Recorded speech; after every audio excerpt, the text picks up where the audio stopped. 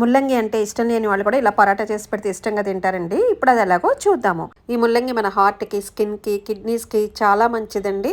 ముల్లంగి తీసుకుని పీల్ తీసేసి శుభ్రంగా కడిగి గ్రేట్ చేసుకుని దాంట్లో కొంచెం ఉప్పు వేసి ఒకసారి అంతా కలిపి ఒక 10 నిమిషాలు పక్కకు పెట్టాలి. 10 నిమిషాల తర్వాత దీన్ని అంతా ఒకసారి కలుపుకొని దీన్ని వాటర్ అంతా గట్టిగా పిండేసుకుని ఒక బౌల్లోకి తీసుకోవాలి. చూసారా ఎంత వాటర్ వచ్చిందో. మీరు ఇలా పిండకపోతే మనం స్టఫింగ్ చేసినప్పుడు పరాటాలోంచి ఇదంతా బయటకు వచ్చేస్తుంది. లేకపోతే డైరెక్ట్గా మీరు తురిమిందే గోధుమ పిండిలో కలిపేసేసుకోవచ్చండి. ఇంకా చాలా మంచిది అలా అయితే గనక.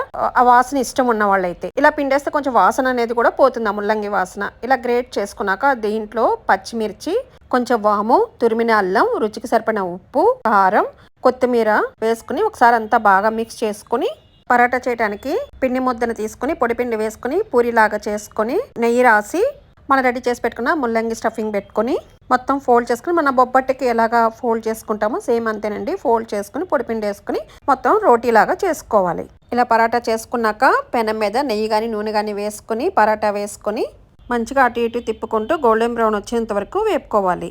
ముల్లంగి అంటే ఇష్టం లేని వాళ్ళు కూడా మళ్ళీ రెండోసారి అడిగి ఈ పరాటా చేయించుకుంటారండి. అంత బాగుంటాయి ఇవి. ఈ పరాటాలని మీకు ఇష్టమైన టొమాటో కెచప్తో కానీ మీగడ పెరుగుతో కానీ సర్వ్ చేసుకుని తింటే చాలా బాగుంటాయి.